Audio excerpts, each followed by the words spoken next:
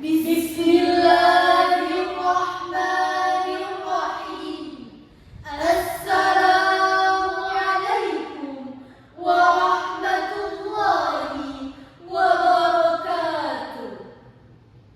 Alhamdulillahi wa kafa, wassalatu wassalamu alal mustafa wa ala alihi wa sahbihi ahli sidqi wal wafa. Wa qala Rasulullah sallallahu alaihi wasallam, innama bu'istu liutammima makarimal akhlaq. Amma ba'du. Dewan Hakim yang arif lagi bijaksana, hadirin wal hadirat yang berbahagia. Albert Einstein, seorang ilmuwan terbesar abad ke-20, menyatakan, religion without science is blind. Science without religion is blind. Agama tanpa ilmu adalah pincang, ilmu tanpa agama adalah buta. Kalimat tersebut menunjukkan bahwa agama bukan hanya mendorong studi ilmiah, tapi juga menjadi riset ilmiah yang konklusif dan tepat guna. Hal ini menunjukkan bahwa pendidikan karakter adalah konteks yang paling penting pada abad ini, mengatasi krisis moral yang melanda anak-anak bangsa kita. Indonesia merupakan negara besar dengan jumlah penduduk 265 juta jiwa, berada pada urutan keempat jumlah penduduk terbanyak di dunia. Oleh karena itu, Indonesia membutuhkan generasi-generasi utuh yang dapat memajukan dan mengangkat derajat bangsa kita melalui karakter education. Generasi-generasi tersebut ialah para remaja dan pemuda yang harus dibina dengan mengikuti petunjuk Al-Quran. Sebab salah satu fungsi Al-Quran ialah sebagai pedoman bagi umat manusia di muka bumi ini. Bahkan lebih dipertegas lagi oleh Sayyid Nursi yang merupakan renaissance Islam, menyatakan, Islam is the father of all science. Al-Quran is the book of all science. Islam adalah bapaknya ilmu pengetahuan. Al-Quran adalah kitabnya ilmu pengetahuan. Oleh karena itu, dalam kesempatan yang berbahagia ini, izinkan kami membawakan syarahan dengan judul Pendidikan Karakter untuk Mewujudkan Indonesia Emas, dengan rujukan Quran Surat Al-Jum'ah ayat 2. A'udzu billahi minasy syaithanir rajim.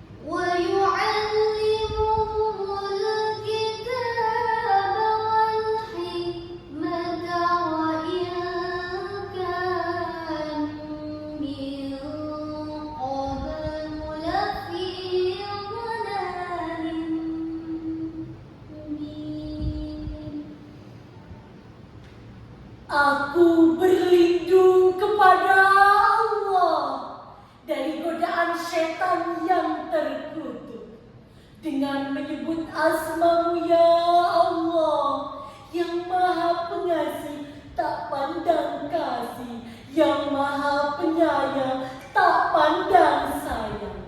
Dialah yang mengutus kepada kaum yang buta huruf seorang Rasul di antara mereka yang membacakan ayat-ayatnya kepada mereka, mensucikan mereka dan mengajarkan mereka kitab dan hikmah. Dan sesungguhnya mereka sebelumnya benar-benar dalam kesesatan yang nyata.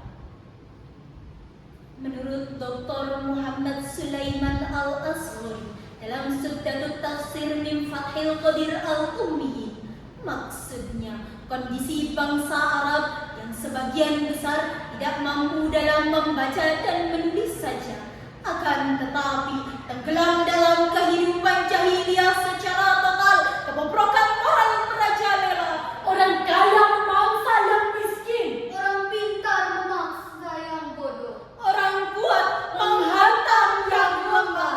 Na'udzubillahi min dzalik. Oleh karena itu, dalam kondisi seperti itu, Rasul tampil sebagai figur reformis sejati yang mengemban 4 misi utama.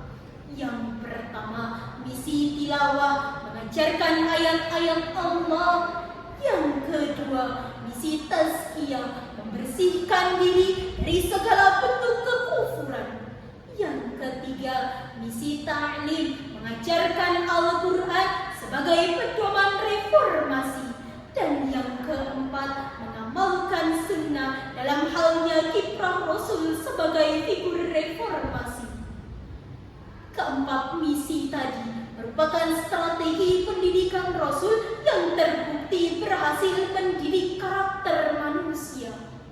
Dalam hal ini, tidak ada satu figur pun yang patut kita tiru kecuali reformer alam baginda Nabi Muhammad SAW, sebagaimana yang diisyaratkan oleh Allah dalam Al-Quran surat Al-Ahzab ayat 21. لقد كان لكم في رسول الله أسوة حسنة لمن كان يرجو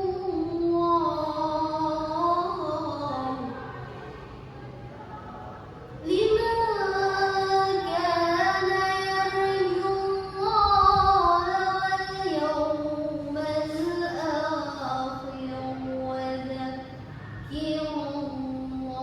الله كثيرا. Sungguh telah ada pada diri Rasulullah itu suri tauladan yang baik bagimu, yaitu bagi orang-orang yang mengharapkan rahmat Allah dan kedatangan hari kiamat dan yang banyak mengingat Allah. Ayat tersebut menjelaskan bahwa di dalam diri Rasul terdapat suri tauladan yang baik bagi setiap kalangan yang mendambakan karakter mulia, baik itu karakter pedagang, pejabat maupun pengayom rakyat.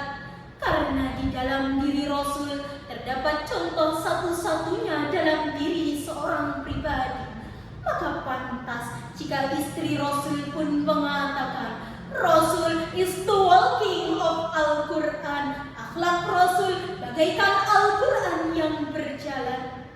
Lalu timbul pertanyaan, bagaimanakah karakter pemimpin-pemimpin bangsa kita jika kita kaitkan dengan ayat tadi?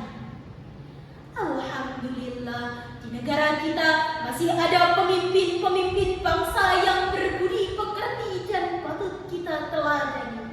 Namun sayang, beribu kali sayang hadirin, kita tidak bisa menutup mata sebab bumi Nusantara Indonesia kita telah dipertontonkan oleh kenyataan banyaknya pemimpin-pemimpin bangsa kita yang jatuh tersungkur membujur kaku tanpa adanya rasa malu. Mereka mengatakan,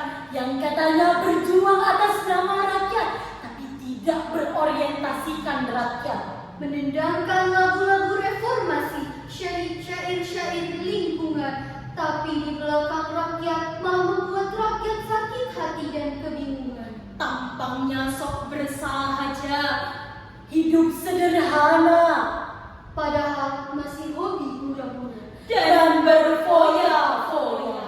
Tampangnya sok proklamator, padahal piyaknya koruptor.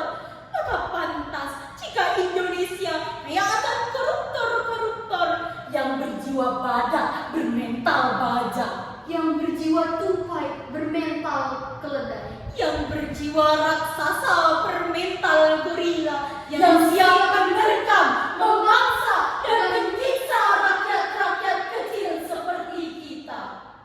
Dengan demikian, uswahkan kepada Rasulullah, karena hanya Rasulullah yang tepat untuk menjadi uswah kita sebagai anak bangsa. Jika sikap tersebut dapat diaplikasikan, kami yakin kita sebagai anak bangsa akan mampu memiliki karakter yang mulia seperti yang diajarkan oleh Rasulullah kepada umatnya.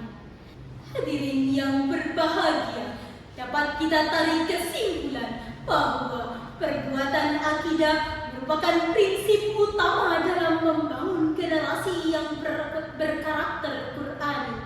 Dengan akidah yang kuat akan melahirkan generasi-generasi yang berakhlakul karimah dan cerdas.